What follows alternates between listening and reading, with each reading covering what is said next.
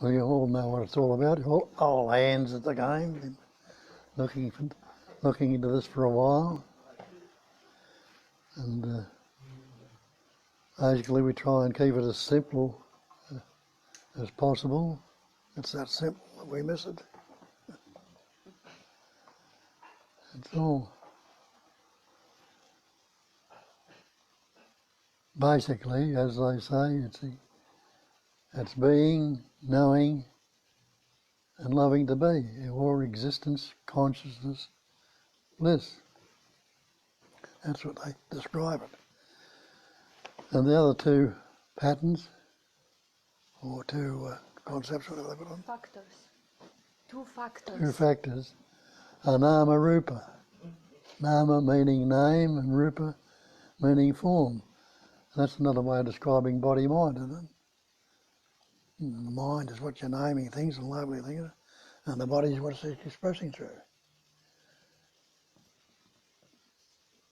And it's all suffused with that existence, the awareness or consciousness,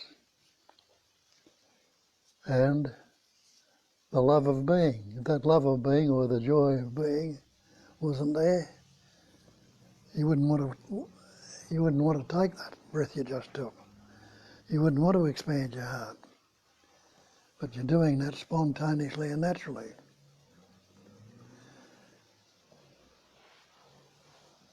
And body. Are you this body? When you look at that. What's the body made up of? When you investigate these things, you'll realise what they say is true, that the false cannot stand up to investigation. If it is something that's not true or false, when you look into it, you'll see it as so, how it is as false. Are you this body? And innately you already know you're not the body, because you say my body. If you were the body, wouldn't you say I body? If you don't, you say my body. Just to say my house, my car, my coat, my hat. This implies there is something that's claiming all those things. And the same with my mind. So you've got this, what we're expressing through, the life energy that you are is expressing through is this body-mind. And what is mind? So much goes on about the mind. But can anyone really show me a thing called mind? Or is there anything substantial there at all that you can say is mind? You can say my heart, my brain, and then my hand, they're all seeming substantial. What about this thing called mind though? If there's such a thing as mind, what shape has it got? What form has it got? And all our problems are based on this thing we call mind. And when you look at it, investigate that, you'll see there's no such thing as mind apart from thought. And if you were this thing you call mind,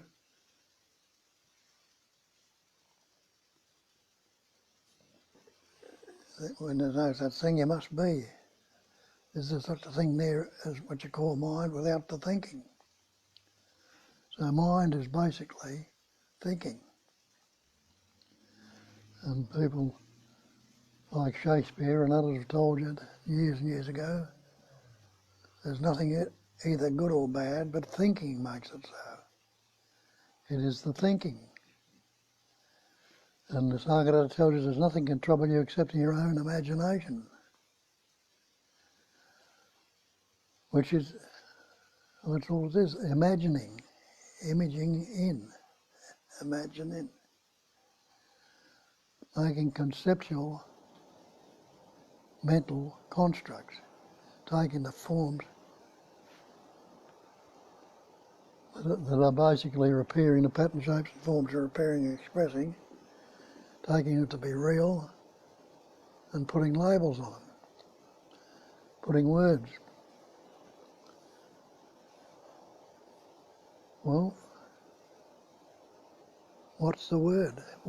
How many words were you born with? And you realise you weren't born with any words. Now how can you say you were born? Because you don't remember your birth. But there's a basic knowing that the existence came about somewhere, some seeming time ago, when that capacity of reasoning developed. At first, parents fussing around you and learnt words. And every word you've ever spoken, or ever likely to speak, has been learnt. If you hadn't learnt it or picked it up, how could you say any words? And have a look at these words. What are they? Is a word real? Have a look at the word water. Can you drink a word? Can you swim in a word? Can you drown in a word? You can't. The word fire burn your mouth if you speak it. Can you cook with it? Can you heat yourself with it? What's this word I or me then?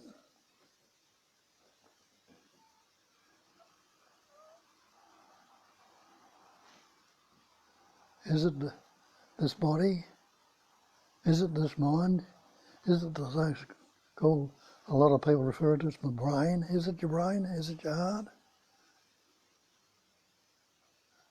Are those words actually what those things are? Or is it the pattern, shape and form, the nama rupa, been translated? It's the life essence itself that formed those patterns, bodies and the mind, with the thing called mind in it, which is no such thing, thoughts, which we express through. That's how we express in words, thoughts, ideas and images. And that's enabled this pattern to continue through the breathing, the heart beating, the food we eat and everything like that. So the body is nothing solid and substantial either that we can say is real. It can be all broken down into subatomic particles, into whatever they divide, be even simpler than that. And the body is nothing but this life energy that's pattern shaped and formed it and utilising it as something to express through. And how it's expressing as words, pattern shapes and forms again in a subtler level than what the body is. And it all can be broken down, as I say, into pure intelligence energy. I use the word intelligence, and it's not using the word intellect, it's intelligence, not the intellect. The intellect is something we work out with the mind and can utilise, but the intelligence is the same intelligence that's functioning in this universe. It's rolling the earth around the sun, causing the seasons to come and go, forming, imploding planets and forming them and dissolving them, causing tsunamis, ice ages and everything to come down. Even though all these patterns might be not like some of them fearful, some of them horrendous, but that's the label we put on them that discriminates them. But it's still that same life that's patterning, shaping, forming and everything. What's it being formed in or out of, whatever you like to call it? What's the basic screen? Isn't the basic screen this space, this emptiness, which they call the cognising emptiness? Isn't that the basic screen? And the silence that's prior to the sound, the stillness, the silence and the movements, the screen which everything appears on. Space is no thing. Can you find a static point in it, a centre to it, a circumference to it? Has it got any dimension at all? See, space hasn't got any dimension to it at all. Yet patterns, shapes and forms appear in it, all things. And that's what you and I are. We are things. Everything in this manifestation, as I say everything, and you know what I'm talking about, it means every plant, shape, form, earths, continents, whatever, flowers, bacteria, they're all things. And you and I are things. Can something come from that empty space, that no thing? When we say no thing, we think it's all zero, zilch, a vacuum and a void. But no thing, meaning that the pattern, shapes and forms that appear and are expressed are nothing other but the basic essence itself, the basic screen, the emptiness. I'll postulate and think of something could be outside of space. What would it be in? Whatever you could postulate or think of, it would have to be in something. And that's basically the thinking as we appear, the so-called thing would be space, the emptiness. Can't go beyond that. Yet all these pattern, shapes and forms are here and all vibrating, and all the pattern, shapes and forms, the wondrous ways in which they all express and appear, implies that everything is suffused with that innate intelligence. It's innately there. All that happens is seeming somewhat of a movement happens in that space, and forms little vibrations which become seemingly solid patterns.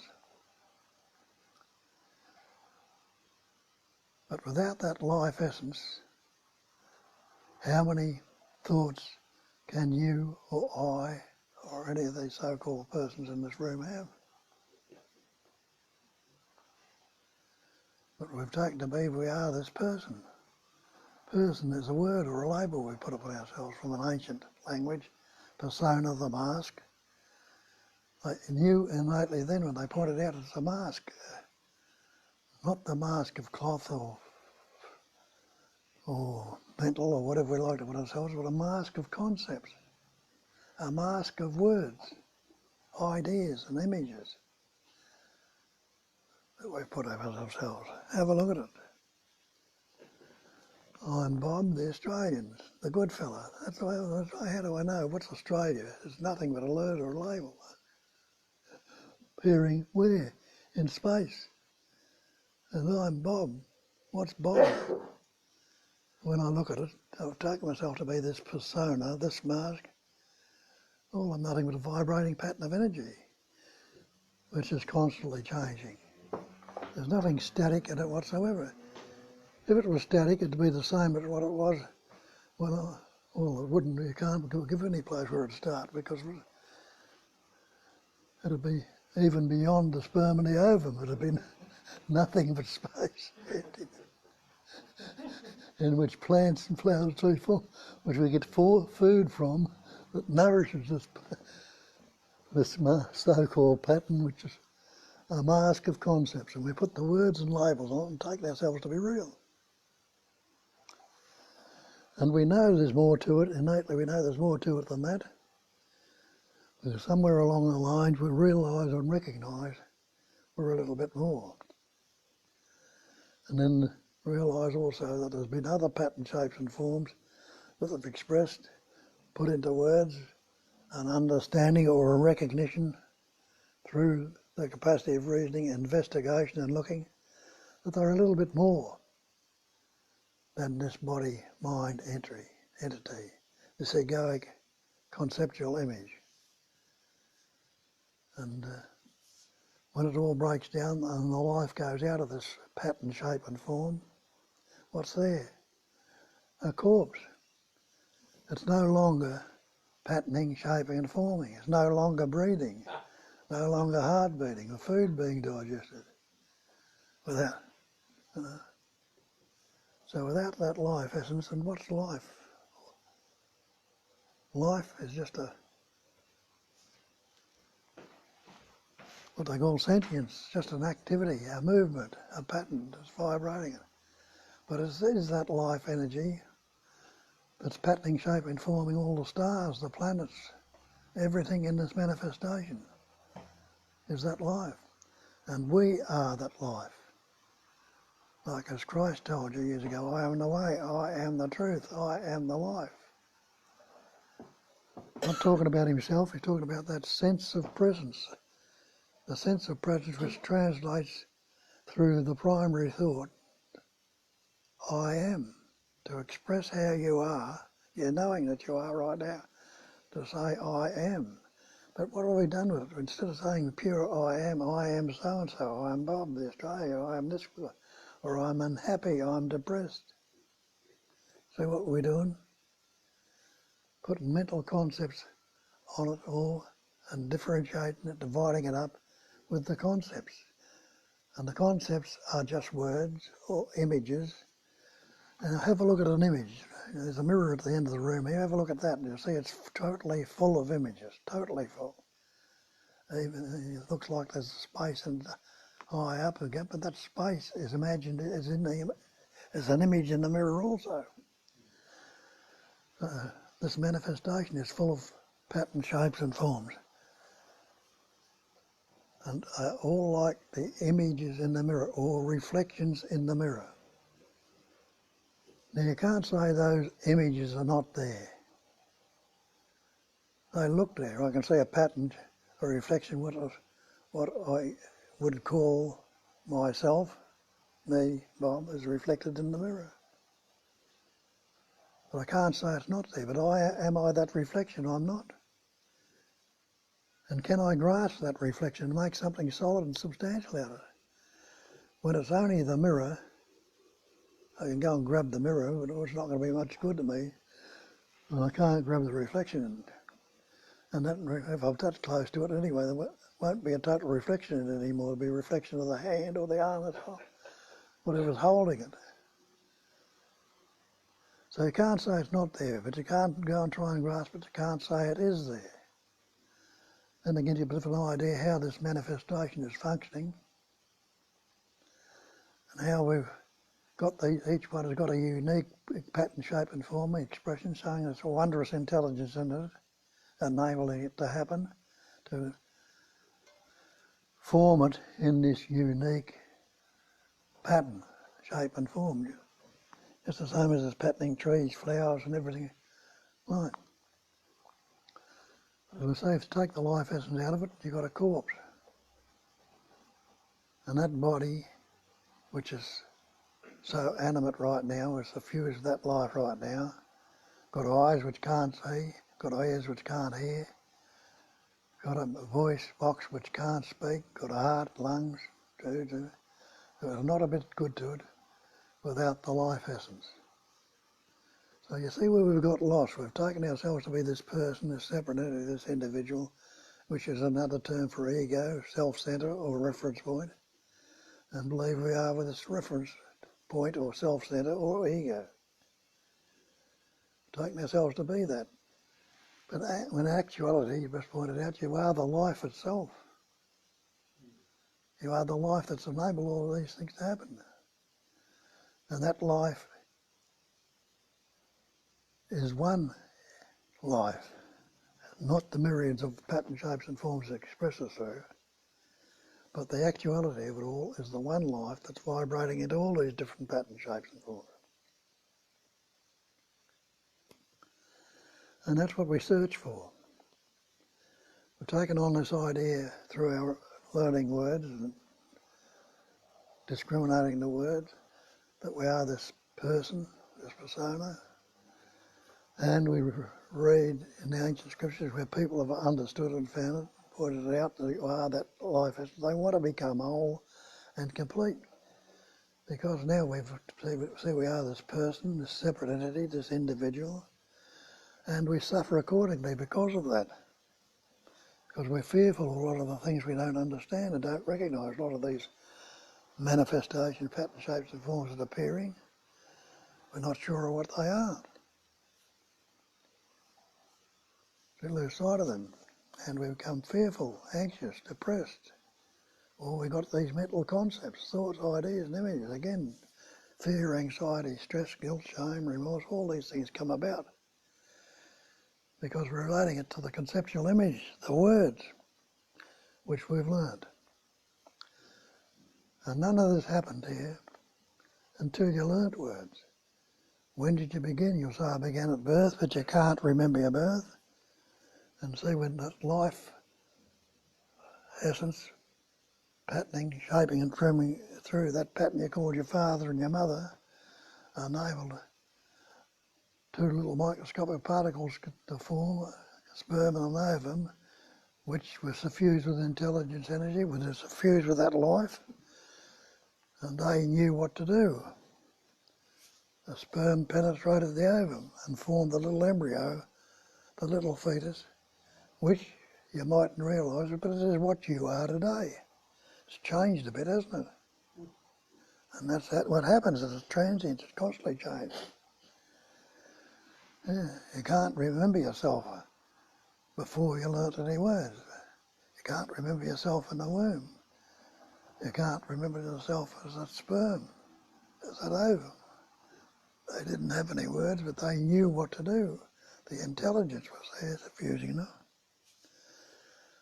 But we've taken on this belief that we are this person, this separate entity. It's a separate entity. And that is the cause of all our psychological suffering to this day, and our fears and our anxiety, with the words we've learnt, with the capacity of reasoning. It came about at the age of about 2.5 when we learnt these words. Now reasoning can be very useful, but it also can be self-destructive. And that's the way it functions, because this manifestation is a vibration of energy, an intelligence energy. The activity, energy is an activity or a movement. The activity of knowing, intelligence is knowing. Another word from it, you are knowing that you are right now, but not as the reality, unless you've investigated this and understood it. You're knowing yourself as the person, the separate entity, the ego, the reference point, the individual. And when that sense of separation or belief in separation has come, there must be its opposite. If there's nothing separate, it's the one essence, like I use the term, there's no one-ended stick. Each stick's got two ends to it. So this life essence, the patterning, shape and forming, the way it vibrates is the one vibration, but it vibrates into two ends. Good, bad, pleasant, painful, or we believe two ends, happy, sad. Go back to a static point, and when there's no words there, you'll see, as they tell you in some of this text too, they call it the great perfection, is non-conceptual awareness. That awareness is another term for knowing. You're being and knowing. You're conscious and aware.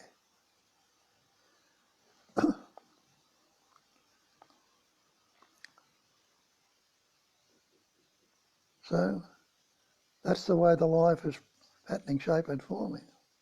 And it's that life is causing these thoughts, feelings and emotions, words to come up, and well, it enables us to express through them that capacity of reasoning.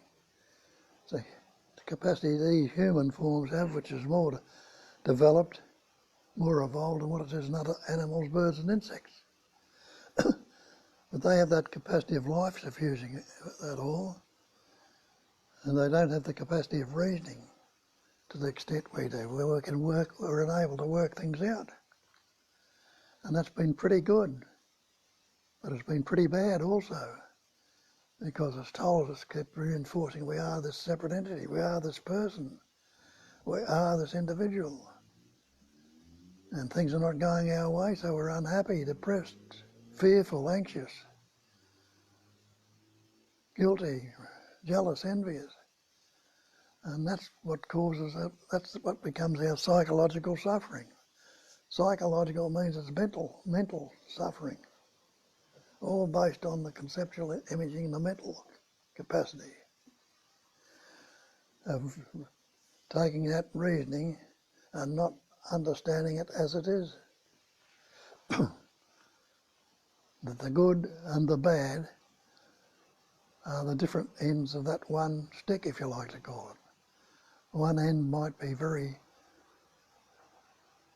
rounded and smooth, the other end might be a narrower point of that stick, but it's still the same stick. See? So when the good and the bad come up and we separate them, discriminate them, only want the good, realise the bad's got to be there. Got to be there. It performs. It's the other end of the stick. And that's how with this mind, we call this thing called mind, which is a vibration I pointed out earlier. See how it vibrates. It's always vibrating in the pairs of opposites. Have a look at it. You've got the words we've learned. See the past, which is a word, a conceptual measurement of so-called time, which is no such thing as time. Future is an imagined or anticipated happening, which hasn't occurred yet. Again, only can happen in so-called time, belief in time. Past and future, good and bad, pleasant, painful, happy, sad, loving and hating, positive and negative. What's your mind? See if it functions any other way than dualistically. And see if it functions any way without the boundaries. We've got to put these boundaries on it, which are words we learn. We're constantly putting the boundaries and limitations on ourselves, and that's what's happened to us. We've encapsulated ourselves in a cage of concepts, of words. I'm Bob, the Australian. I'm a good fella, or they say I'm not so good. I've had a bad childhood. I'm unhappy, I'm fearful, all sorts of dramas and things have happened to me in my life. And I'm breaking down, the body's breaking down now, causing all sorts of pains and fear. All concepts, all mental concepts or images, which are talking about this very life itself, which you can't grasp, you can't contaminate it, you can't touch it at all. Life has never been touched by any of the pattern shapes and forms that appear, it's expressing and appearing as that life. None of those things that are coming out of that life or from that life can touch the life itself.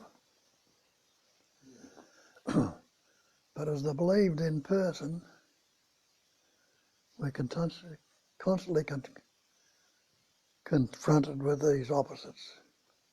Or I'm not good enough, or I'm fearful today, or I'm anxious. But see how it all happens. Subtle vibration appears. It appears as what we call a thought. And a thought is a subtle sensation. Be there for a while and bring up a subtle feeling. And this is, we'll put that label feeling on feeling as thought on that so-called sensation feeling.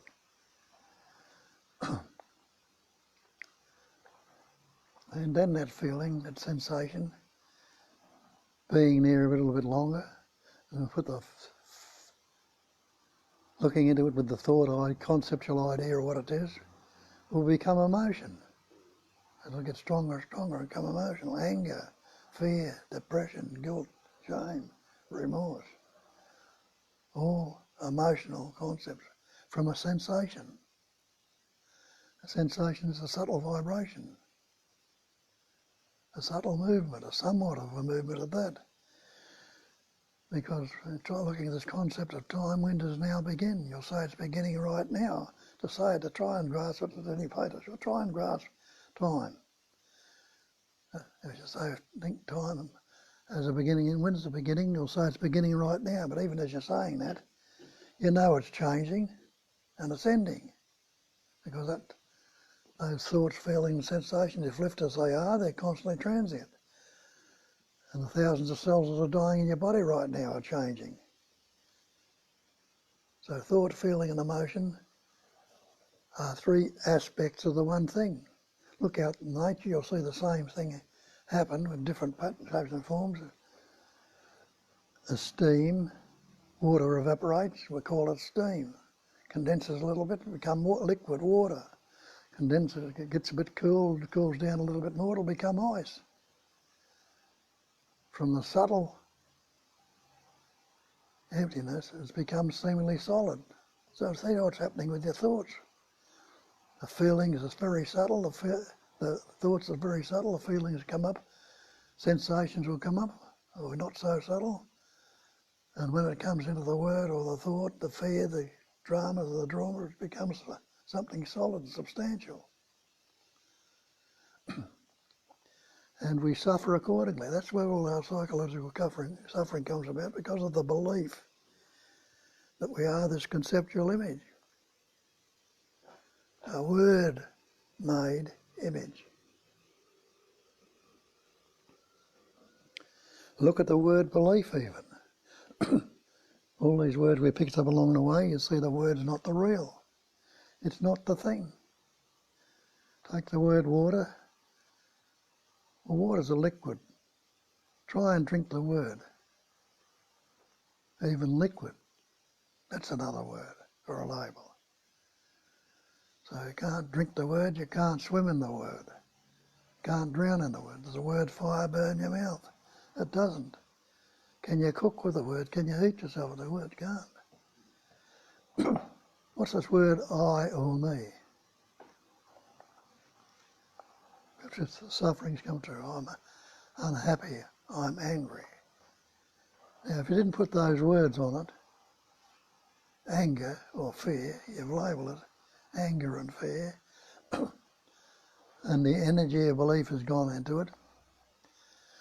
Now, any time you get that same thought, sensation or feeling, you call it anger. Well, the other one, whatever it might be, you call this one fear. You call this one depression. This one's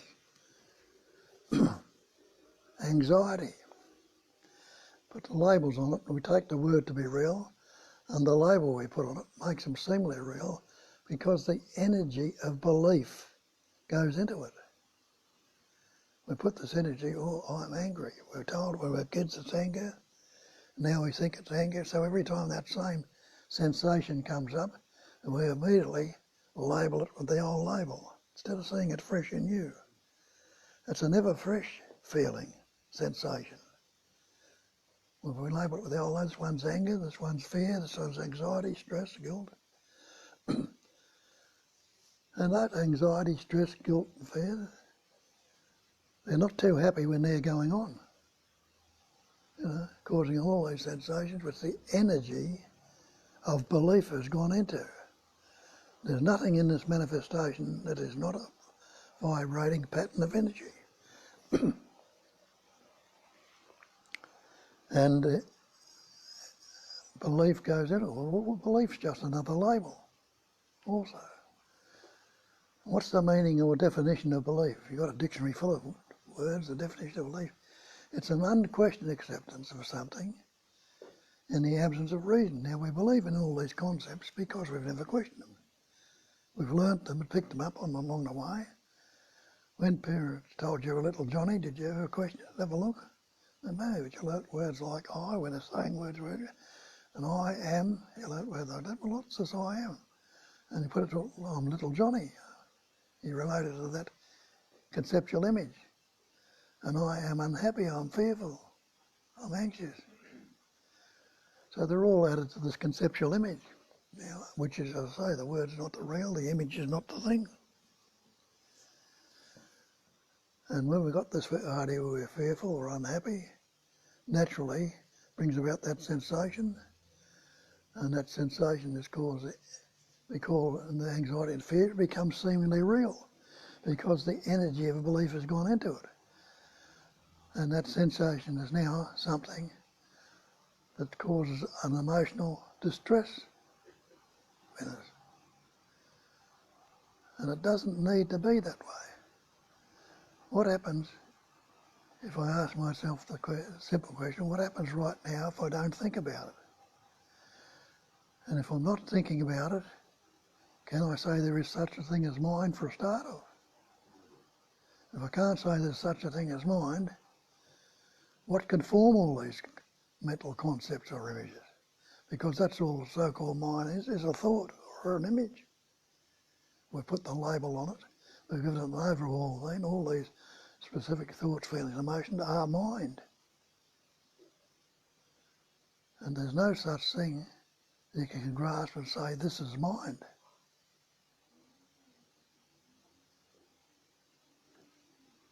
If I say, this is mind, what am I giving to you as something solid?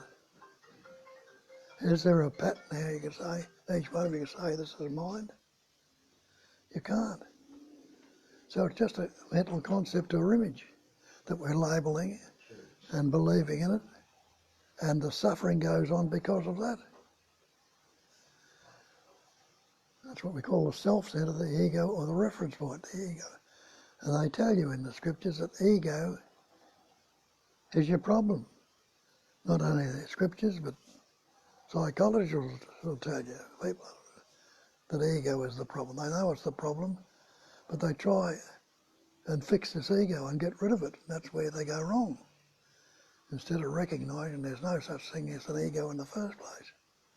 It's only a label we put something on.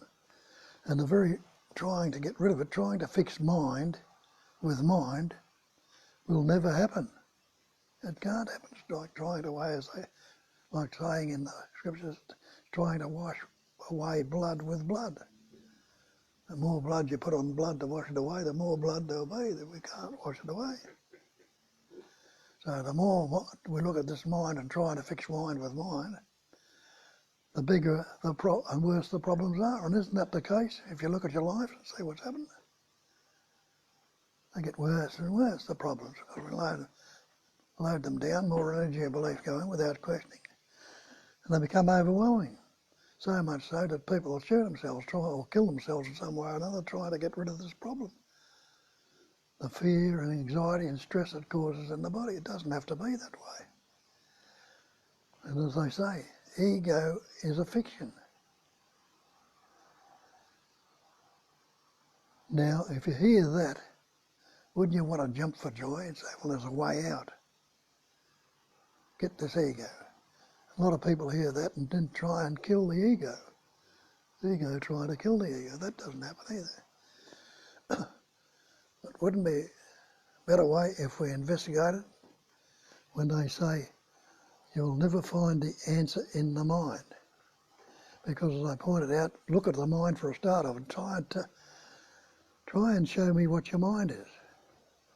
And you'll realise there's no such thing as mind apart from thought. I can't show you anything that I can call mind. And I can't even say that these thoughts are mine now. They're just vibrating patterns of energy. They have no static point anywhere. It's a latch on. And if there's no static point, which is all that the ego is, a seeming static point which the energy of belief has gone into and makes it seemingly real.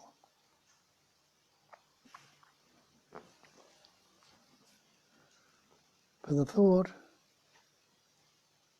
are not real. The word's not the thing.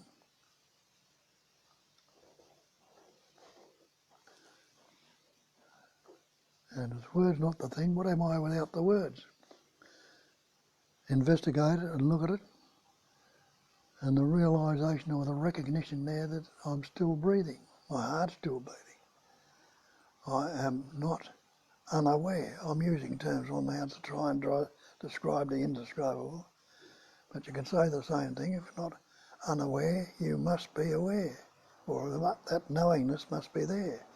That beingness must be there. And that life essence that's animating, that must be there to emanate it. But it's not the body.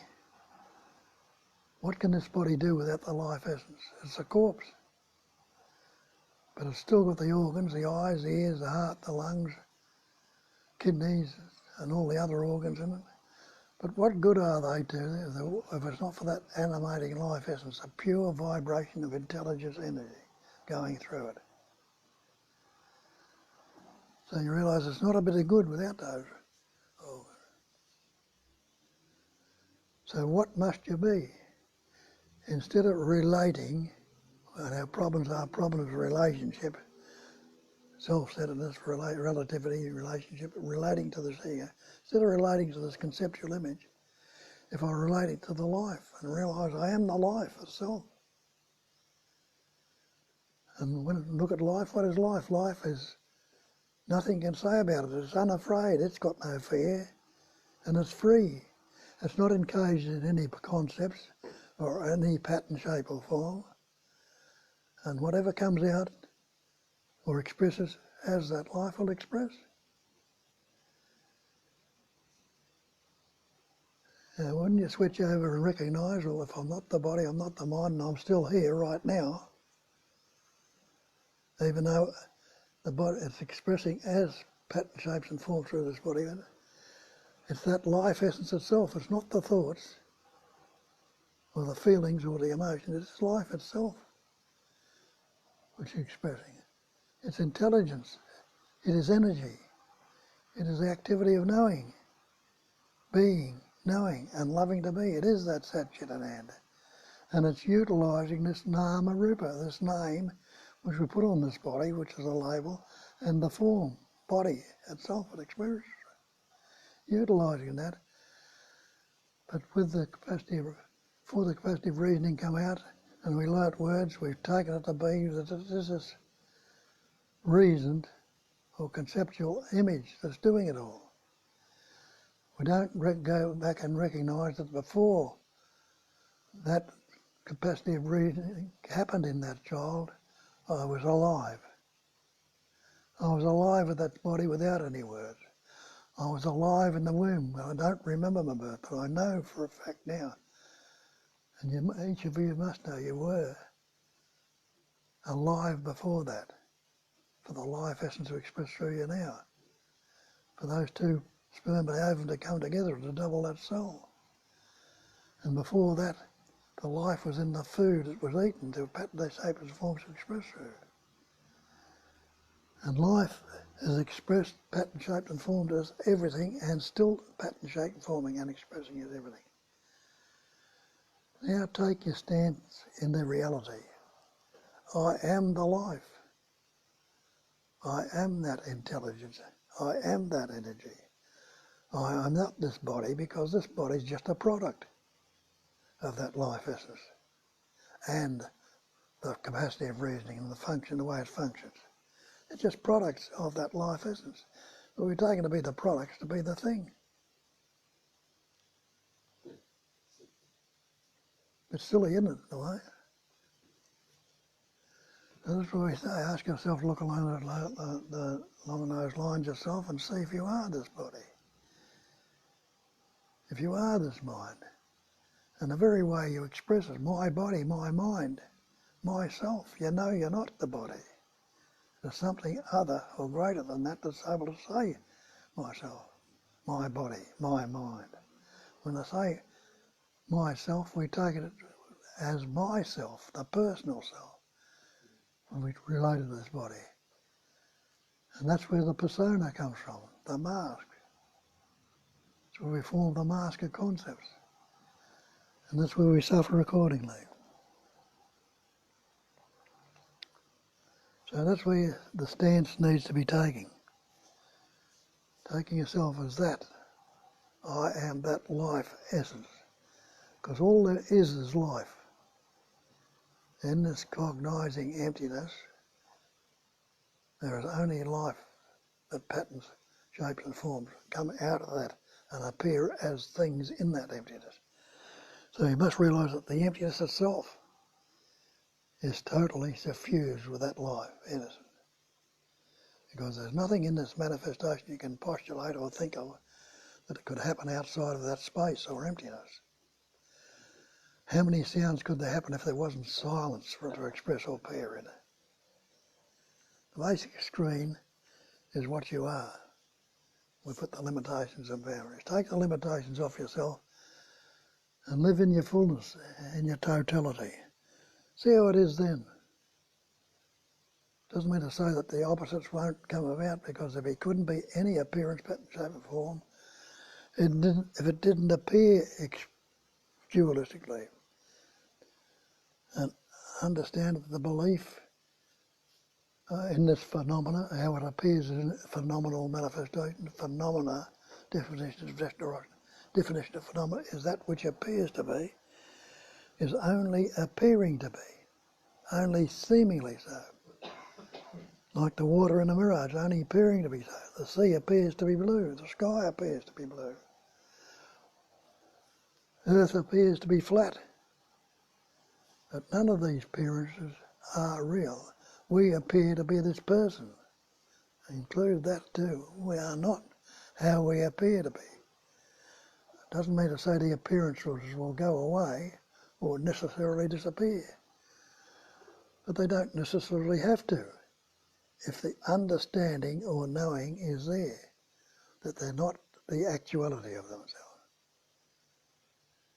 And when you recognise that you are not that person you believe yourself to be, and the actuality you've taken yourself to be and believe yourself to be, what are you going to do? You're going to care about what anybody thinks about you? And what you conceptually think about yourself? All right, are you going to be in fear and anxiety, stress, guilt or remorse or over any of these things? When you know that nature, the totality, the absolute, is resolving itself constantly. It's working itself out constantly. Pattern, shapes and forms break down, more pattern, shapes and forms appear or express in all its diversity as we see it. We can put different labels on it. Stone ages, ice ages, this age, that age, something else changing and appearing, global warming. All these things are pattern shaping and forming, but it's the life essence that's forming them. Seen them all come, whatever suddenly come, and all go in this eternity, this spontaneous moment. And see that you are with this moment right now, which is uncaused, unfelt, this spontaneity. You are the eternal yourself. You are that eternity. But when you take yourself to be this pattern, you had a birth, a beginning. You'll seemingly have an end. Though you don't remember your birth, and you won't remember what your last breath's going to be either. But the pattern, which is changing all the time, is transient. It's not the same pattern you walked into this room with. Notice that. And it's changed before, like the manifestation has changed, it will continually change. But you have never been any beginning or never any end. Any ending is that eternity. Spontaneously, ever fresh, ever new, right in this so-called moment. That's what we point to. I ask you to look into that and see for yourself that all your problems are problems of relationship relative to this basic essence, this basic image you call yourself, the persona. If you haven't got that persona, what are you going to relate to? Have a look at that. You haven't got something seemingly solid, substantial to relate to. What and who, why or how are you going to relate to anything? As Banky told you, call it the unborn Buddha mind. The natural, spontaneous mind that's functioning out there, if you like to call it that, in nature, that hasn't got any beginning, hasn't got any end, hasn't got any labels or concept on it, any words. It's a so-called pure mind without any labels. And he said everything is perfectly resolved in the unborn mind. In nature, this is the unborn mind, everything is perfectly resolved. And even though tsunamis, droughts, floods, winters and summers, everything appearing in nature, is nature troubled by any of it? Is it fearful of any of it? Or does it allow it to be as it is? And actually in the vibration of it, that's how it's functioning. And there couldn't be any discrimination if it didn't vibrate in the opposite. It'd be the one essence that it is. So the problem is, we've learnt words. And that needn't be a problem if it's understood, because this room was an idea in months, television, a computer, all these things were formed through the words, through the reasoning capacity. But also, being a vibration, it's your unhappiness, it's your despair, your guilt, your shame and remorse is also formed by words. Pairs of opposites. Where does it meet? Where it's neither good or bad. Isn't it the equilibrium and the pure presence, awareness right now?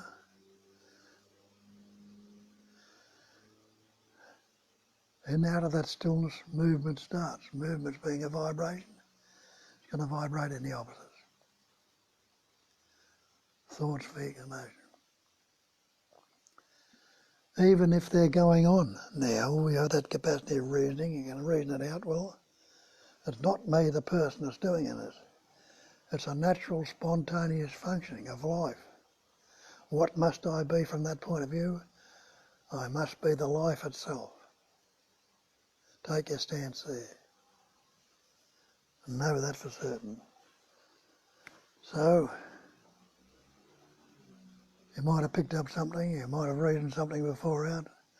Tell us about it. Only a few of us here. You have might have had different recognition, different understanding about it. Tell us what you've grasped or understood. If you haven't grasped anything, tell us that also. And we might be able to give a little bit of a pointer to something that you might resonate with and recognise. But get into it.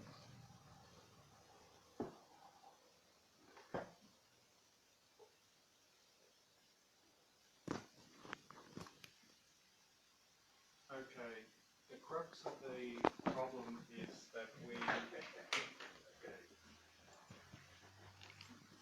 think we're an object, and we just need to realise or recognise we're not an object. That's what. Yeah, but we try and take on the bigger with the subject also. That's the subtle trap. The objective appearance has taken itself to be a subject also. Yes. Yeah. So, yeah. Subject-object thinking is a problem, yeah. Yeah, it's duality. Mm. So it's just recognise that, as you said, recognising that it's not an object. The verb and the noun.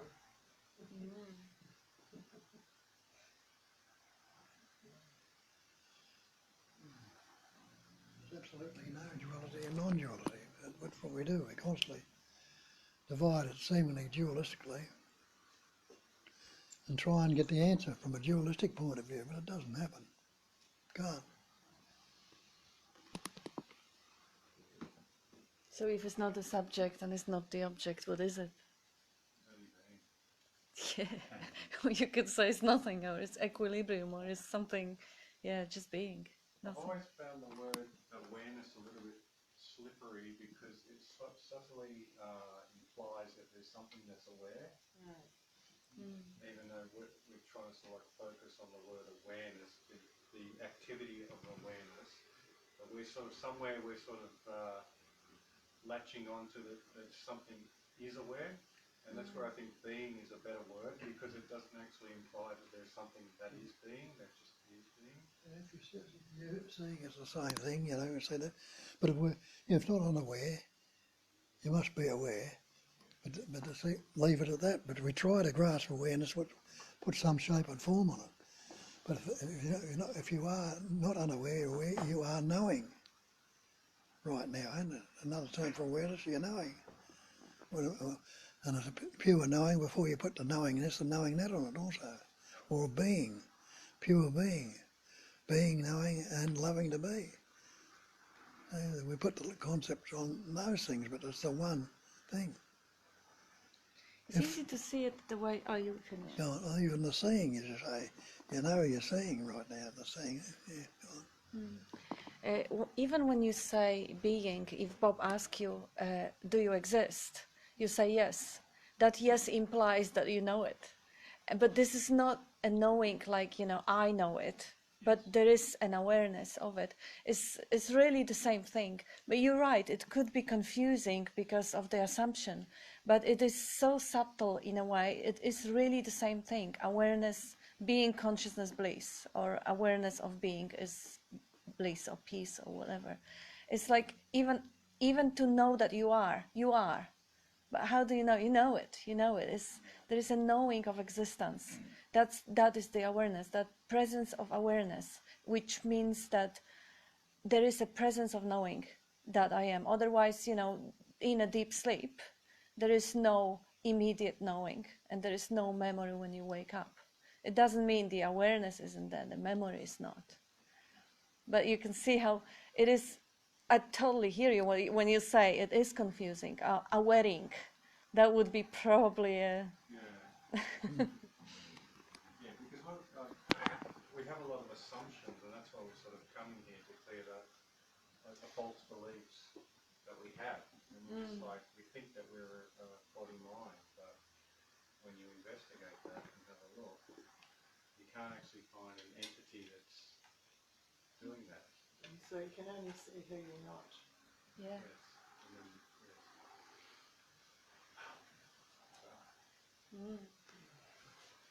That makes sense. It really feels like a process of elimination, of recognizing what isn't true, rather than trying to find what is.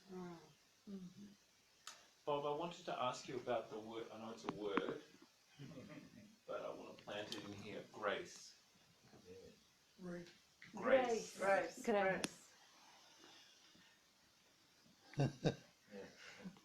What can you say about it much? It's sort of just naturally letting go, isn't it? Letting be, letting life happen. I suppose when in this process of really recognizing what isn't true, it, to me, that feels like grace. It feels like the recognition and grace feel like the same thing. Yeah. Well, most of us think take grace as somebody who's going to give us some grace or something like that. But if you haven't got that idea, it is just what happens again. And also you can say grace is not me. It's not the ego. That's it. Whatever else it is, you can't find out, but it's not me. I can't. There is no way I can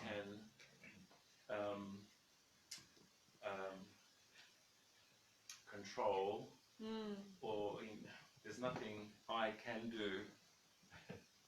Yeah. That's right. To invoke grace, there's just awareness happens. So it's a happening, an occurrence. Yes. And one could even say the grace is when the mind is not. This is the paraphrasing of Bob saying the peace is when the mind is not, which means that the peace is there all the time, or the grace is there all the time. It's just mind that becomes a veil to the experiencing. And you could also say grace is, from the point of grace, is, I'm trying to say it in a different way. I used to say from the point of sanity, there was awareness of the insanity, but I think from the point of grace, you see who you're not. Yeah.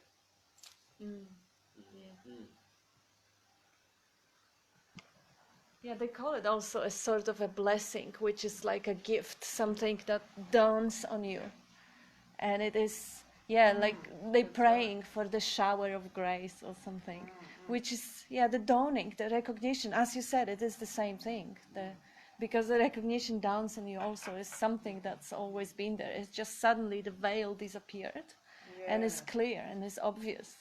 That was so obvious to me in my, if you like, when I was struck sober. I love that expression because I didn't do it.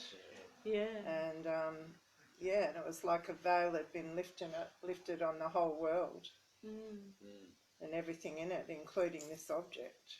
Exactly. Yeah. Yeah. It's something that naturally happens because nobody's going to give it to you. No. By the grace of God.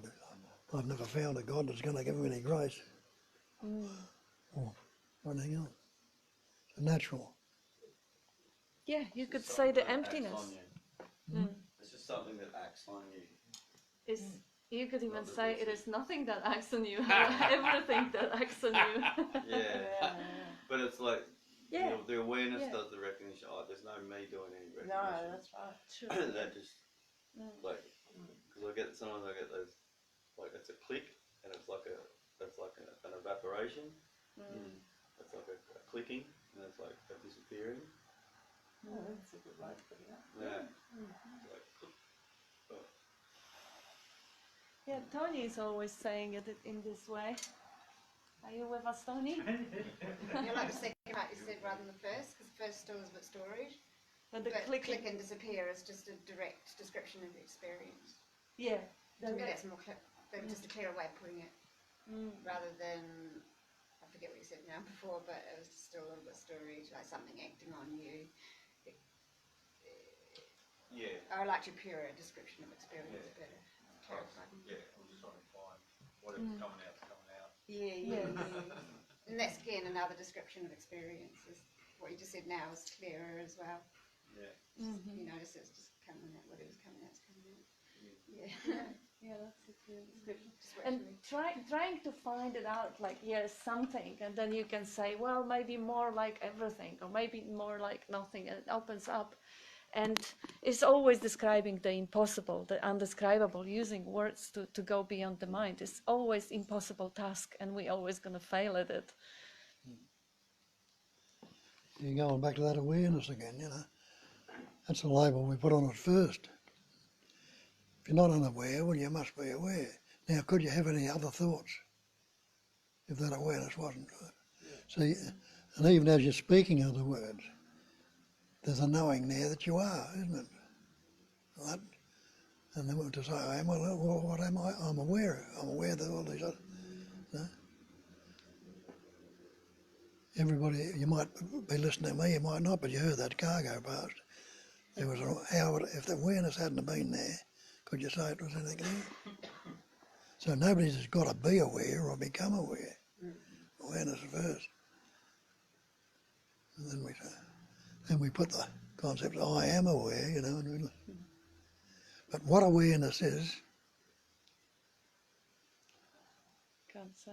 you can put all sorts of concepts on it and try and encapsulate it in words, but no matter what words you put on it, if that is not there first, you wouldn't be able to put the awareness on it. I think the easy one is when they say Satchitananda, being, consciousness, bliss.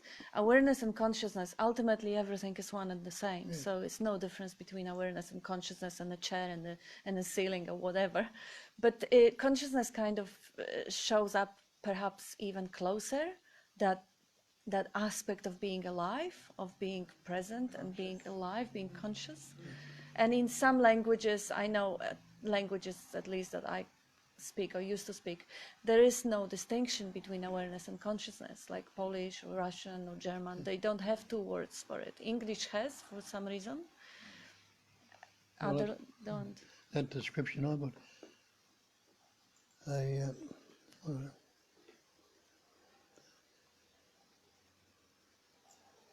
Existence aware that it exists. yeah, consciousness is existence, utterly aware that it exists.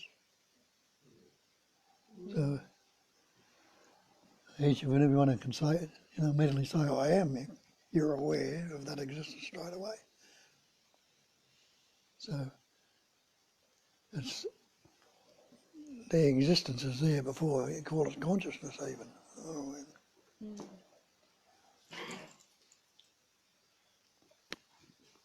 During your talk, Bob, I saw the ridiculousness in trapping myself and trapping the seeming self and others in any sort of relationship. It just all that energy just goes into something that is absolutely not true. Such a just a it's insane. Yeah. Yes. Yeah. The hairy end of the pineapple.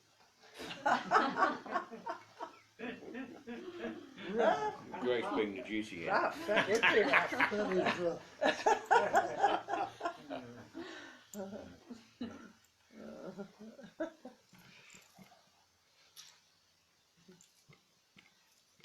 Because you're right, where is the line of life when we're born? You know, when you're talking about it being in the food we eat, when in the sperm, it's always there. So when is it all of a sudden me? When? Yes. When?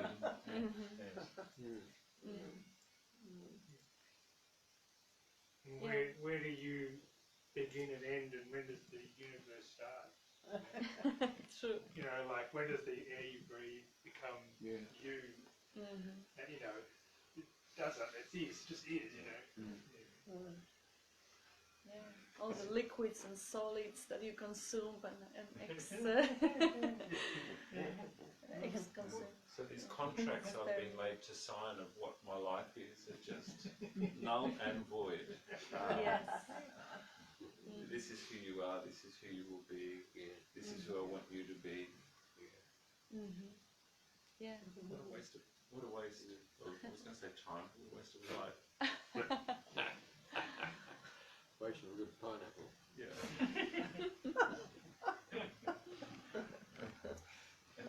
Yeah. I love that. Life just is. You just are. That's it. End of story. Yeah. And from that perspective, if the story appears, it just loses its sting, because you can still be the mother, the brother, the enemy, the friend, all of it. But you know it's a stage play now. You know to have fun. You know to take it easy, to take it light, take the light importance out of it. This thing, I suppose, there's some thing went click the other day around dreaming, the dream state and the waking state. I have no control over the spontaneity of a dream state, but it's just happening. Yes. It's the same in the waking state. Absolutely. It's, That's right. there is no difference. Bravo, yes. Do it again. I had no control over that. Had I? So it's like, oh, just treat this as a dream. It's just happening, you know, you being here, you being here. It's just like in a dream. It is. Sakura says, love all of it or none of it. Or none of it. He says, the dream would It's not your problem. not your concern. Your concern is that you love one part, not the other. He said, love all of it or none of it, and the rest will be done for you by the same thing that woke you up to the dream. Not that you can choose to love it or to hate it. Some people think they can choose to love everything or choose to hate everything. No, it's a saying just really to show up that it's not in our hands. Don't discriminate anything. Don't discriminate, yeah. Take the order of value out of it. Take the importance out of it. Make everything equally important, and it becomes unimportant.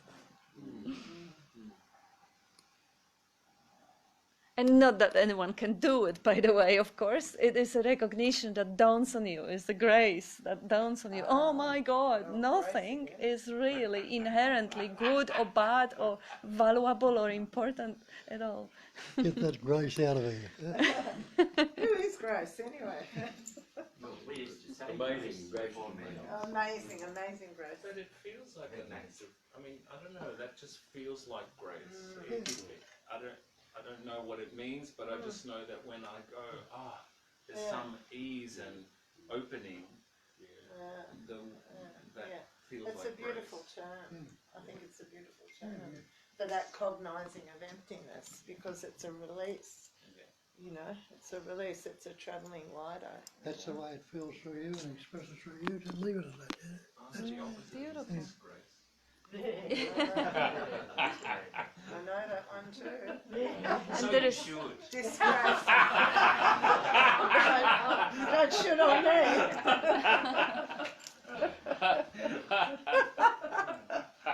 There is another term in spirituality that is kind of useful. They call it a miracle. Course in Miracles, a miracle, a sudden shift of perspective which completely eradicate any sort of relationships and stories that are happening in the present moment and brings about the recognition of absolute oneness and indivisibility of everything. A miracle. And they say you could actually, well, the God comes to the quiet mind, and the miracles, if you stay in that silence, stillness, they just appear. They're like light sparkling out. And it just feels like the places I identified with and the situations I identified with became so painful that it just wasn't a go zone anymore. So it creates a space for a miracle, a redirecting. That's the way life functions. It gets that bad that you've got to do something about it. Yeah. Earth is on fire. And also that aspect, calling it grace, it brings up about that love for grace, like amazing grace, the admiration for it. Is if there is any residue of an entity or a me there, that me is down on their knees in love, totally melting in love for that super wonderful power or omnipotence or omnipresence. That makes the seeking and the ego and the seeker much lighter. The love, like being in love, is already a grace, and being in love towards that grace, it kind of makes it almost like, yeah, okay, fine, I don't really need anything else, I'm happy already. I don't need the enlightenment or anything else, because it is that sort of that sweetness is already filling me up. And when you don't want it anymore, you realize that, oh my gosh, it's nothing to want. I always had it. It's always been there. It's just been overlooked. Come back to the place you never left. Yeah, it's always been, it's something that never changes, something that underlies the whole scenery and the whole content. The peace or the grace or the bliss or whatever, the plain being is always there. It doesn't have beginning or an end. It's only overlooked because the attention goes to, and attention is an activity of mind, so it just goes into a content. It's like a filling up. It's like energetically just fills up. Like there's no hole at all. Yeah. Like there's a fullness. And That's another good way of saying grace, I suppose, a fullness, a fullness. If you're quiet enough and still enough, you notice that you are a warm, fuzzy ball of something. That's quite pleasant. I think that's the best way to say it. But I think Pleasantness. if you just be, because I think I was just arguing at work the other day, so we might as well be called human doings at the moment. And I was saying, aren't we beings? Aren't we just being? You know. But I think if you can sit with what remains when you let go of all the thoughts and labels, then you are a full, fuzzy, warm thing. You know. And Bob used to say, "Be warm towards it, give it a nudge and a wink." I mean, you really are. I'm not joking. I'm just. No. It's a fact. I'm not there. That's You not actually that's not are in a your warm. contract. That's not in your contract. To be that. Yeah, all right. Tell me about it. Dropping all the contracts.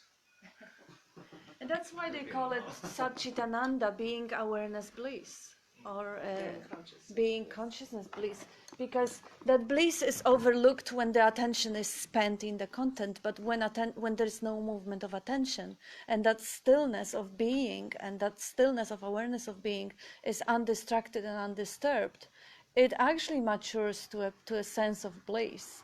And because it can't be held for too long, I mean, held, no, it's nobody holding it. But if it is really undistracted, people have experiences in meditation of absolute ecstasy. But of course, the absolute ecstasy is also an experience. But experience that can, if the distraction is taken away, that warmth or a bliss is a base.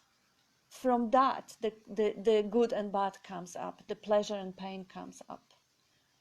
If there is no distraction, that Sat Chit Ananda is pretty good description of the reality. It's not exaggerated, which is being consciousness bliss, of being consciousness stillness, of peace. It can be put in a few different ways too. Existence, consciousness, bliss, being, knowing, loving to be, have an affectionate awareness of being. Oh, what's a couple of others there? I like that, an affectionate awareness of being. I like that. Yeah. A woman I met recently referred to the still point, you know, a bit like the screen. So there's definitely words that are pointing to the same thing. And still point resonated. I liked it. Yeah, whatever lights attracted that too, Because the still point's something that never changes. So that If makes you like it, sense. it must have resonated a bit somewhere. And also mind is movement, so stillness is absence of mind. Attention is the movement of the mind, their own movement.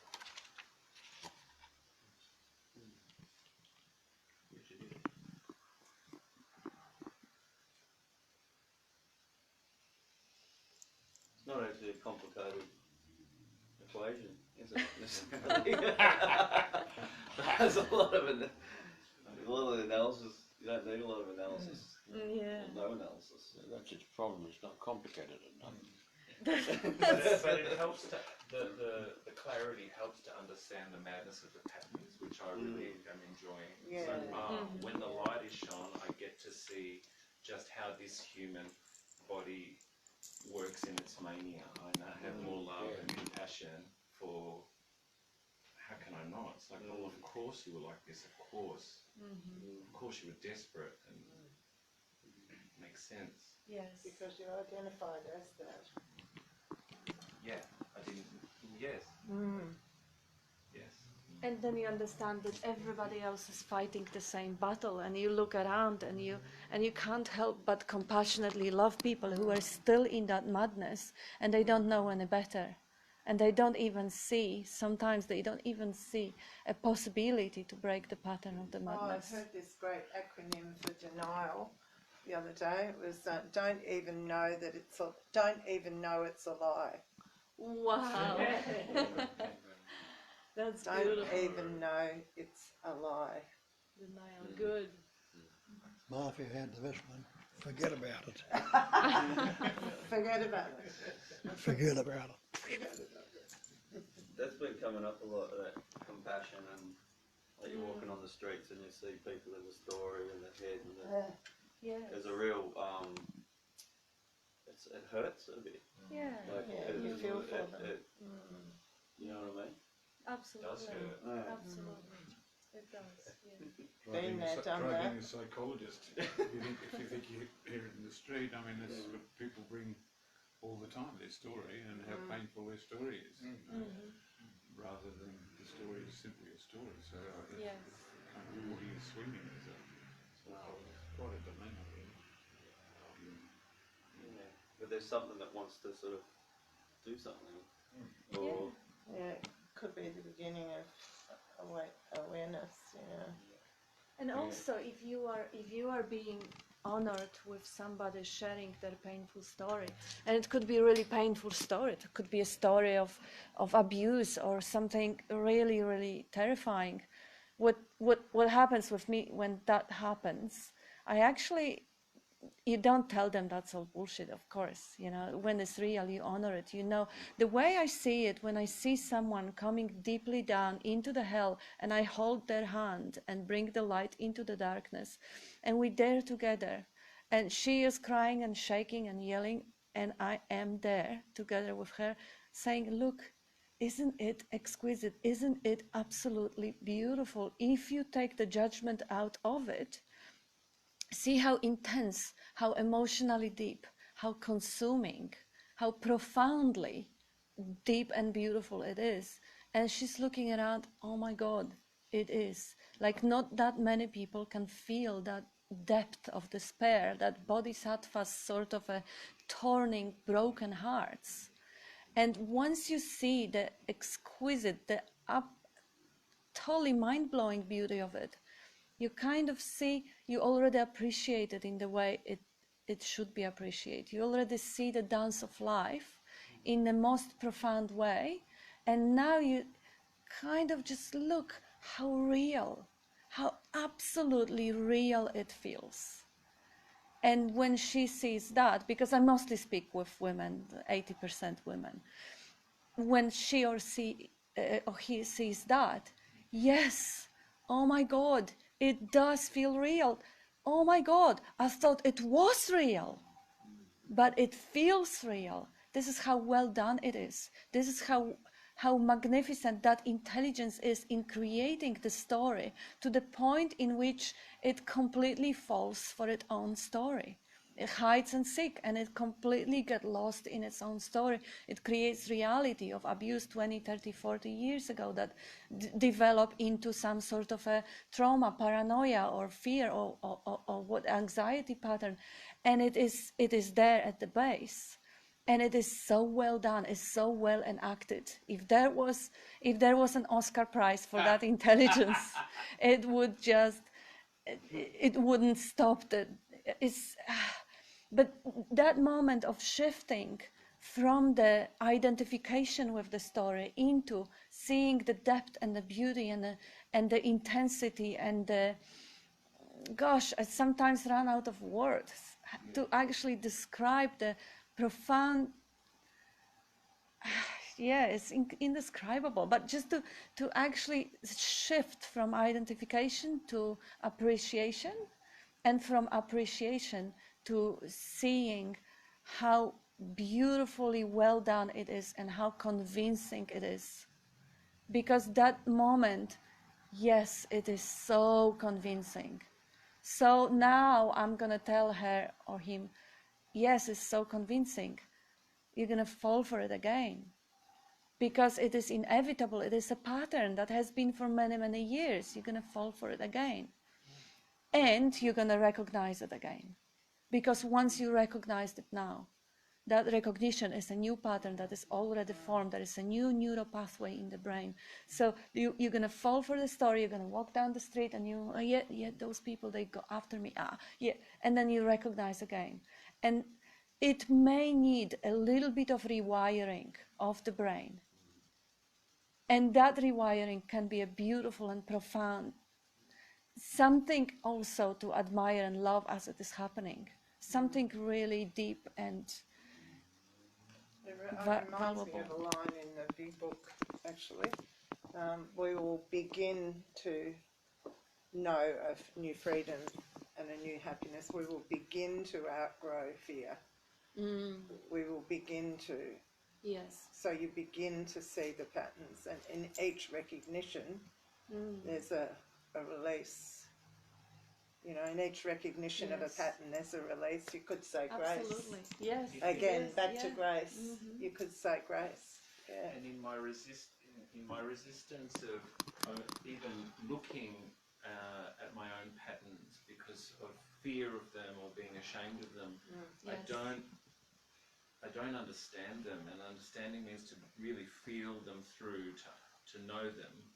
Absolutely. And it's almost like in the loving of them, there's just a freedom of them. Yes. An So absolute loving of them. Beautifully said. In all of its, in every facet of it. And that's To let go and just let it be there. Absolutely. There's a real freedom. And as Kat was saying, in the intensity of them. Yes. Yeah, that's Because I was right. so busy trying, in this instance, to resist and to be someone that doesn't have them. Yes. And that person doesn't exist, and there's so much struggle in denying what is there, or what's seemingly there in a pattern anyway. But there just seems to be more, something's shifting. Travelling lighter. Yeah. Beautiful what you said. You just love them out of existence. Love them out of existence. Yeah, you totally, when you see the pattern in a way that it isn't really yours, because as you said, if there is no you, it's just a pattern. And this pattern is a dance of God. It is the grace dancing. It is the intelligence energy expressing.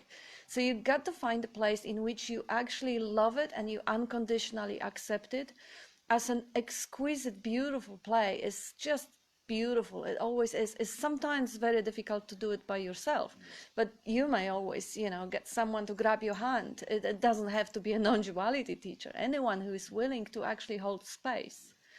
And then in this way you really love it out of existence, because you don't mean it. You don't want to get rid of it. You don't want to push it away. So resistance is gone. Now it's only like totally appreciating, loving curiosity. And Bob sometimes says, make it worse. Just put the volume up. Because the only thing that can happen is, like, if the pain is too strong, you're going to fall unconscious. If the emotional pain is too strong, you're also going to fall unconscious. It's not a big deal. It's just seeing it in its full glory and really appreciating it for what it is. And then it really becomes impersonal. It becomes absolutely fascinating. Because it's a pointer to who you're not. Yes, it's a Every pattern. time there's a recognizing or a recognition, it's a pointer to who you're not.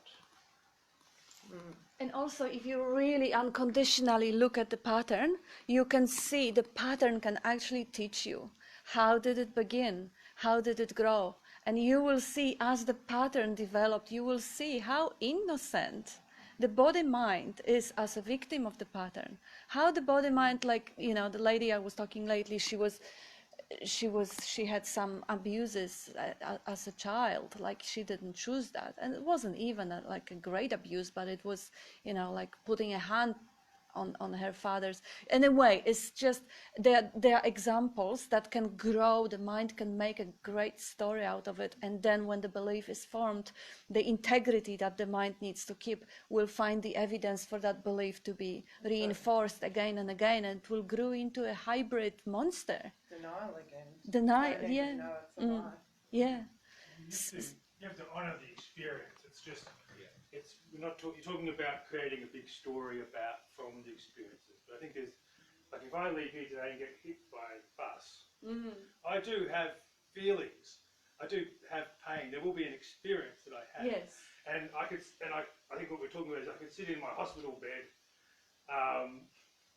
saying, "Oh, I got hit by the bus because I'm an idiot. I'm a da-da-da-da-da." Or I could just be sitting with the experience as it is. And we're talking about creating a big negative story about our experience, not that I don't have pain because I got run over by a bus. I love that one-liner. That Something was like that. brilliant. Brilliant one-liner to remember. Honor the experience. You have to honour Just honor it, whatever it is. Painful, pleasant, doesn't matter. Honor it, because this is the ultimate expression of life at this moment. There's nothing else. It's just the. Sorry. Yeah. I mean, what the challenge and what this group is about, I think, is that we allow things to just sit in the space, in the experience, not in the story making, in the words. So all experiences can sit in in the stillness, in the quiet. Yeah. It's the kind of throwing the words on the experience is the issue. That's right. Yeah. This Leela, I grant you, it's exquisite. Isn't it? But it's also absolutely preposterous.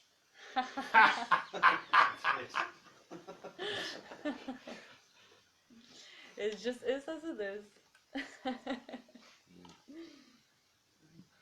Yeah, love all of it or none of it. And none of the stories are ours anyway. There's no one there. They're just They're just stories. Detachment. Oh, it's not a good word, but they're just clouds anyway. There's no Static on the radio. person there. Nothing's ever Yes. changed. Yes. Disgrace, that grace. What is it? Disgrace, that grace? You say? Disgrace, that grace, it's all grace. Yeah. That is cool. That is a cool one-liner. Disgrace. Disgrace? Disgrace, that grace. That It's all grace. Yeah. That's good, It Tony. is. Yeah. t-shirt. So thank you, Bob. Thank you, because this awakening of inquiry is because of here. So I'm going to start calling you Sailor Grace. Just picture a skirt. Yeah. So it's always a two-way street. Yeah. Beautiful. It is, yeah. Except if it's a dead end road. Dead end, except when it is dead end road. I have a question. It's changing the subject there, squidgen. Because I'm always exploring where can I find the experience of truth in our everyday life, you know, and even in which is like the spiel. But I have a feeling that when we go to sleep, when we transition from being awake, you know, where you're reading your book, you're lying in bed and you lie down, and then at some point you sort of decide to go to sleep, and there's like a moment where you're your pure awake self between doing the daytime stuff. So it seems to me like there's a little gap in there, which is like pure meditation, or and then you fall into your sleep consciousness. Would you agree with that? Yeah. And at the other end, when you wake up, instead of going straight into the story, I've got to do this, open your eyes, look around the room without labelling anything. Before the chattering starts. Watching without labelling. Yeah, I mean, that's my experience. I'm just curious about what you were, That's right. because I'm always looking for little windows you can point to people. Well, oh, you're already doing, because we say you're already doing it. It's just a matter of letting go of all the story. So, well, let's find in our lives where it is, you know. And I think when in that process to sleep, it's in, and like you say, when you wake up. Thank you. Okay. Thank you. Okay. Thank you. Thank Bob. you. Thank you, Thank Kat. you, everyone. Thank you, everyone.